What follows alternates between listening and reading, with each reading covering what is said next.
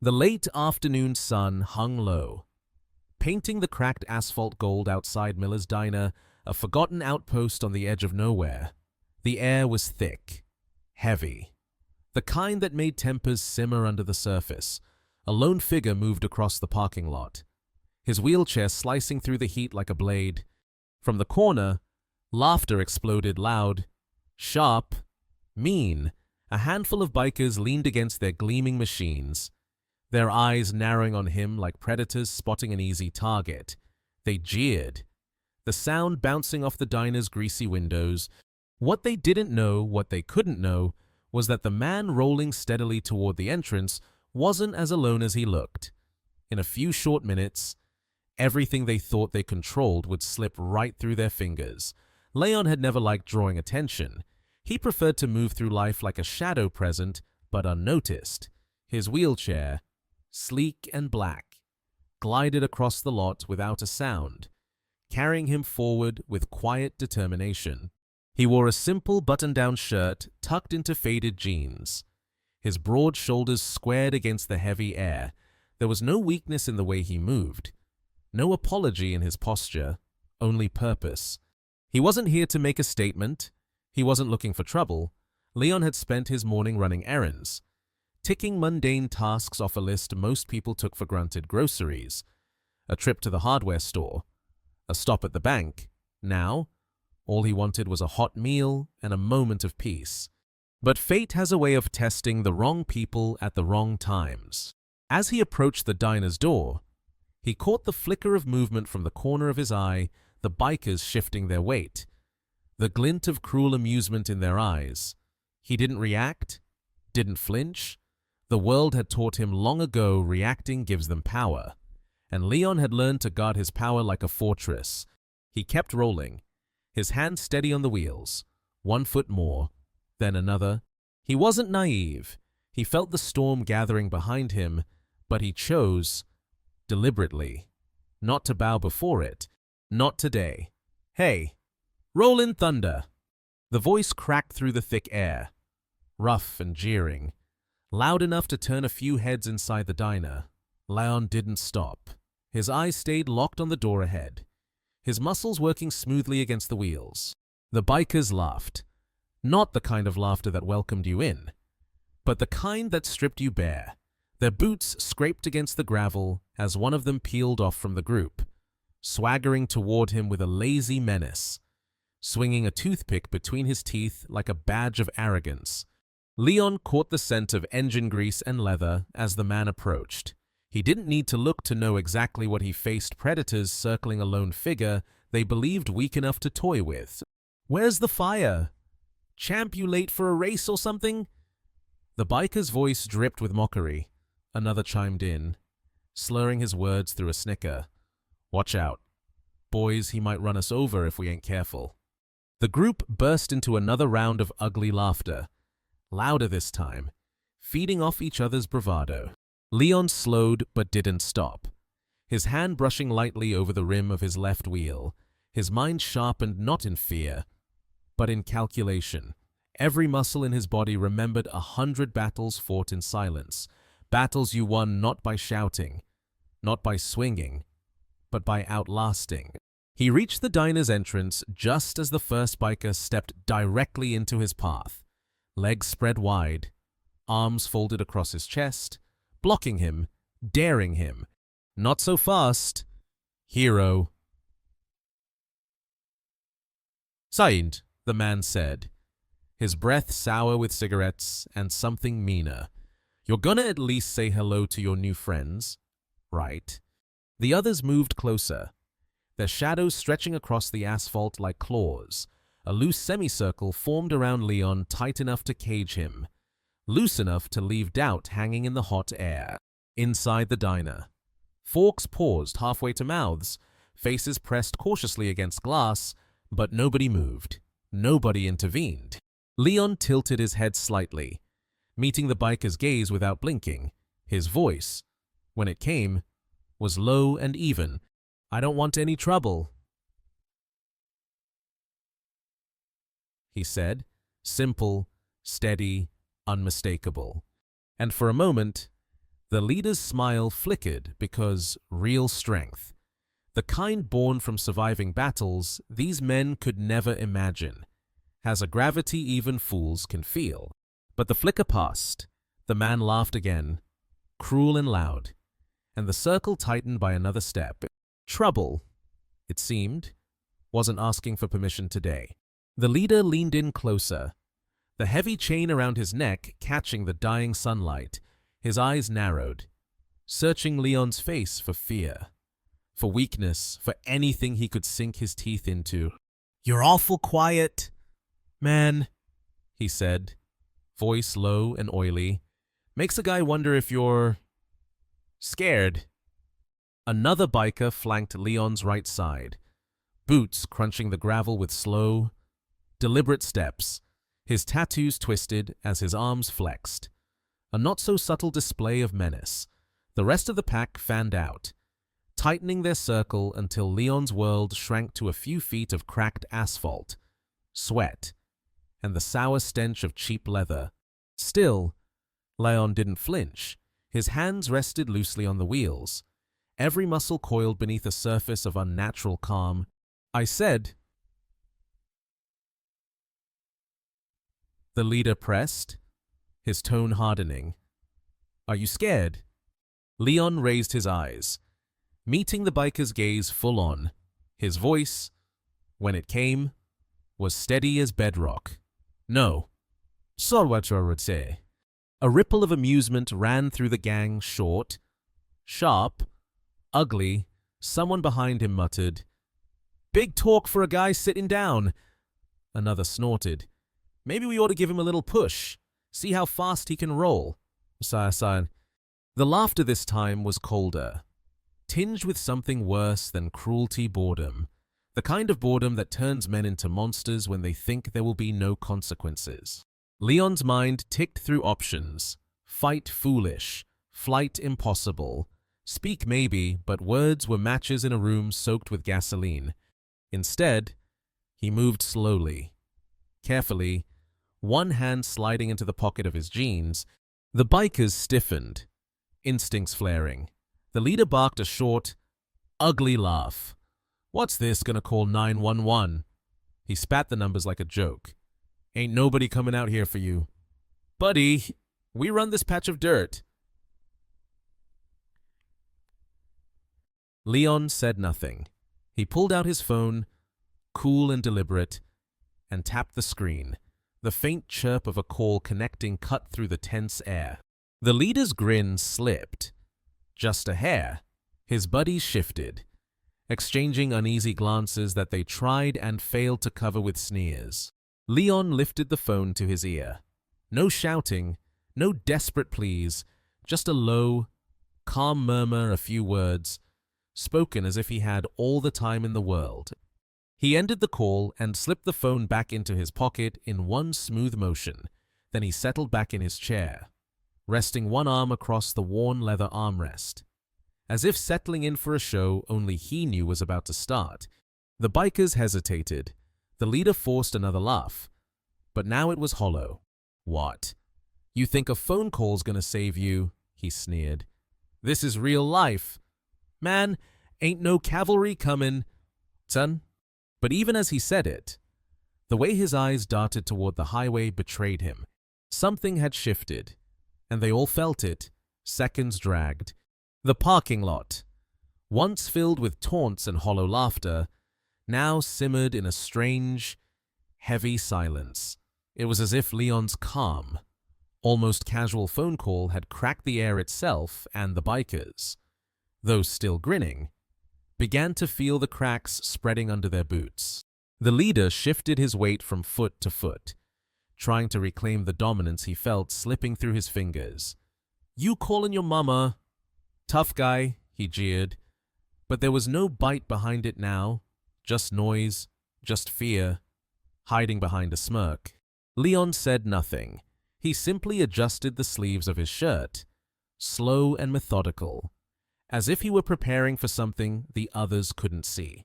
The second in command, a wiry man with a nervous twitch in his left eye, glanced toward the highway, then quickly looked away pretending he hadn't.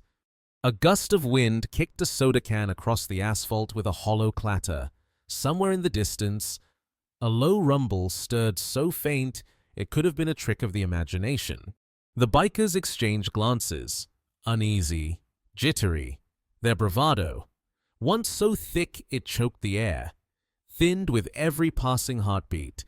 Leon rested one hand lightly on his lap, the other poised on the wheel, his body language screaming one thing: "I'm not trapped here. You are." Minutes crawled by, slow and merciless. The heat pressed down harder, as if the very sun had turned against them. Sweat gathered on the backs of necks, beating down leather jackets that suddenly felt too tight, too heavy. The leader of the bikers cleared his throat, a dry, rasping sound that seemed unnaturally loud in the dead air. His fingers drummed against his belt buckle in an erratic rhythm, trying to fill the silence that gnawed at the edges of their nerves.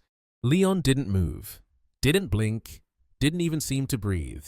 Behind the gang, the highway stretched toward the horizon, empty and shimmering like a mirage. For a moment, the only sounds were the faint buzz of insects and the occasional clink of metal cooling in the heat. And then a new sound, subtle at first, a low hum, deep and steady, barely distinguishable from the background noise of the world. It might have been a truck far off. It might have been nothing. But the bikers heard it. Their heads snapped toward the road like deer catching the scent of a hunter. The leader barked a laugh too sharp, too forced.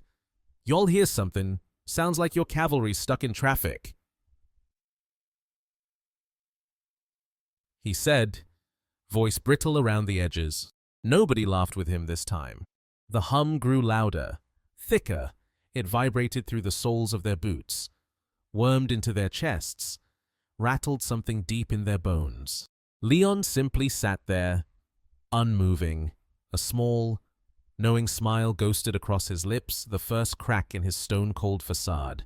And for the first time that afternoon, it wasn't Leon who looked outnumbered. It was them. The hum swelled into a roar. Engines thundered against the sky. A sound too deliberate, too unified to be random traffic. Dust rose along the highway as a black line of motorcycles carved its way toward the diner, gleaming chrome and black leather flashing like a storm rolling in on two wheels. The bikers around Leon stiffened visibly. The leader squinted into the sun, a hand raised against the glare, his bravado crumbling inch by inch. Dozens of riders, maybe more, moving as one, like a living wall of steel and willpower. They wore black jackets, patches stitched proudly across their backs, a winged shield with bold letters underneath Guardians of the Road. There was no shouting, no revving engines to show off, just that relentless, unified presence, a quiet, merciless statement written across asphalt and exhaust.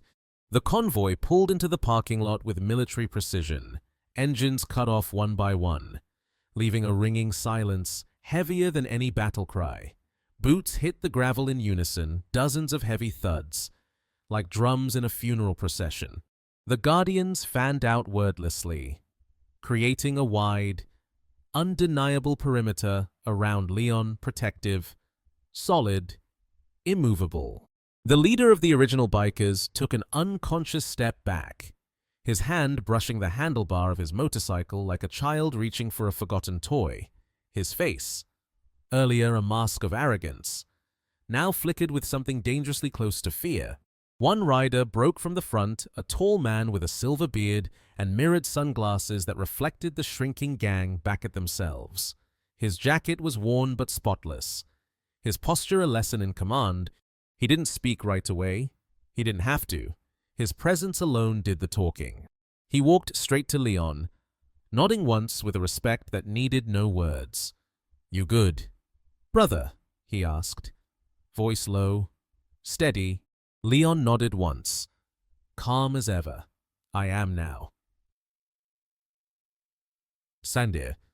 The silver-bearded man turned to the bikers, the would-be bullies now standing like boys caught sneaking cigarettes behind the schoolyard. No one moved. No one spoke. The Guardians simply stood, A wall of leather and silent judgment, waiting. And somehow, that quiet, that terrifying, absolute quiet was louder than any threat the bikers could have imagined. The silver-bearded leader took one step closer, his boots crunching lightly against the gravel, a sound so small, yet it made the air feel heavier. The original gang's leader straightened his back instinctively, but it was a hollow gesture. His hands twitched at his sides, unsure whether to fist or flee. "What's all this about?" he barked, aiming for defiance, but landing somewhere between confused and afraid. His voice cracked just enough for everyone to hear. The Guardian's leader didn't rush. He simply looked at the man, the way a father might look at a child who knows he's in trouble. "This," he said calmly, "is about respect." He paused, letting the word hang there, dense and unavoidable. Something you clearly never learned. Behind him, the Guardians tightened their formation just slightly, an unspoken reminder that they weren't here to negotiate. The original bikers shifted nervously, glancing at each other for some cue, some way out, but no one spoke, no one stepped forward. The wiry biker with the tattoos, the one who had joked about giving Leon a push, found his voice first. "Hey, man, we didn't mean nothing by it," he muttered, scratching the back of his neck. "Just messing around, you know." The Guardian's leader cocked his head slightly, studying him. Messing around. He let the words roll slowly off his tongue, tasting the weight of them. Harassing a man in a wheelchair is what you call messing around. The man dropped his gaze to the ground, his bravado shriveling up like paper in a fire. The Guardian took another slow, deliberate step forward. "You're going to apologize," he said, his voice dropping into a register so calm, so final. It left no room for argument. "Properly." The gang's leader opened his mouth, maybe to protest, maybe to save face, but the steady wall of Guardians standing shoulder to shoulder behind the silver-bearded man told him exactly how bad an idea that would be. He swallowed hard. "Yeah, okay," he muttered, voice low and brittle. We're sorry." The apology was pitiful, almost an afterthought. Leon remained silent, his expression unreadable. The Guardian leader didn't blink. "Louder," he said. This time, the gang leader looked Leon in the eye just for a second, just long enough to see a reflection of everything he wasn't, and repeated, voice hoarse, "We're sorry." The others mumbled their own half-hearted apologies, each one quieter than the last. It wasn't respect, it wasn't sincerity, it was survival. And for the first time since they'd rolled into that parking lot, the bikers understood what it meant to stand small in front of real strength. Leon finally spoke, his voice steady, cutting clean through the heavy air. "You thought I was alone?" "Good," he said quietly, his eyes scanning the group of humiliated bikers. "That's the thing about people like you. You only pick fights when you think no one's watching." Quotes. The words hit harder than any fist could have. The bikers shifted uneasily, avoiding his gaze. Their tough guy armor cracked wide open for all to see. Leon turned to the silver-bearded Guardian, offering a nod of gratitude not just for the backup, but for the silent respect that needed no explanation. The Guardian leader returned the nod, a flicker of pride softening the hard lines of his face. "We watch." He said simply. "Always."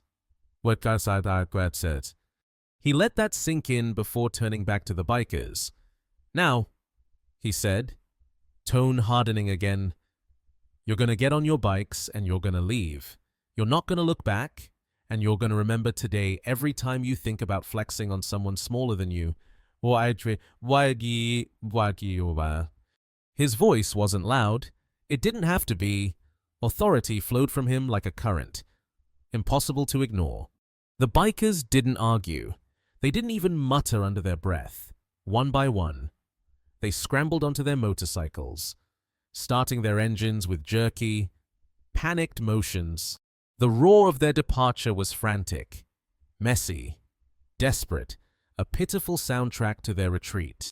As the dust settled, the parking lot grew still again. Leon let out a slow breath he hadn't realized he'd been holding. He rolled his chair toward the Guardian leader and extended his hand. "Thank you." "Yejindi, Mandachi," he said simply. The man clasped Leon's hand firmly, his grip strong but respectful. "Anytime." "Brother," he replied, "you're not alone. Not now. Not ever." Around them, the Guardians began to remount their bikes, engines rumbling to life, but this time, the sound wasn't threatening. It was a promise, a reminder. Strength isn't measured by how loudly you roar. It's measured by who shows up when you need them most. Leon watched them pull away, a quiet smile playing at the corners of his mouth. He had faced down cruelty not with fists, but with dignity. He hadn't needed to fight to win. He only needed to remember and remind others that real power lies not in intimidation, but in unity, in respect, and in never underestimating the quiet ones. Inside the diner, life slowly resumed. Conversations picked up, coffee cups clinked, but something lingered in the air, something better. Hope. Leon wheeled himself slowly toward the diner's entrance, the faint rumble of the Guardians' bikes fading into the distance like a protective heartbeat receding into the horizon. Inside, the atmosphere had shifted. Where moments ago there had been silent tension, eyes ducked behind coffee cups, forks paused midair. Now there was movement again. Quiet conversations resumed. Cautious smiles exchanged across tables. The normal rhythm of small-town life returning, but touched by something deeper. As Leon crossed the threshold, a soft murmur swept through the room. Heads nodded respectfully. A few clapped quietly against the tabletops, not a spectacle, not a show, just small, honest gestures of solidarity. Behind the counter, the waitress, a woman with kind eyes and a world-weary smile, met his gaze. "Everything all right out there?" she asked, wiping her hands on a towel, her voice carefully casual. Leon smiled, a real one this time, full and easy. "Yeah," he said. "Everything's just fine now." "Sada." She nodded once and gestured toward his usual booth. "Coffee's on the house today," she said, and turned away before he could protest. Leon settled into the booth, the old vinyl creaking beneath him. He wrapped his hands around the steaming cup, feeling the warmth seep into his fingers. Outside, the sun was lower in the sky now, painting everything in rich, forgiving gold. He took a slow sip, savoring the moment. It wasn't about winning a fight. It wasn't about pride. It was about something much simpler, much stronger. The knowledge that he wasn't alone, that there were still people in this world who believed in right over easy, that standing up even when you seem small, even when you seem outnumbered, always matters. The lesson wasn't just for the bullies who had tucked tail and run. It was for everyone watching. Courage doesn't always come with a roar. Sometimes it rolls in quietly, on wheels. Sometimes it wears a simple jacket stitched with loyalty and silent strength. And sometimes it sits alone at a diner booth, sipping coffee, knowing it never really stood alone at all. Leon smiled to himself. The world outside bathed in light. Today wasn't just another meal. Today was a reminder, a promise that goodness, like him, would always find a way forward,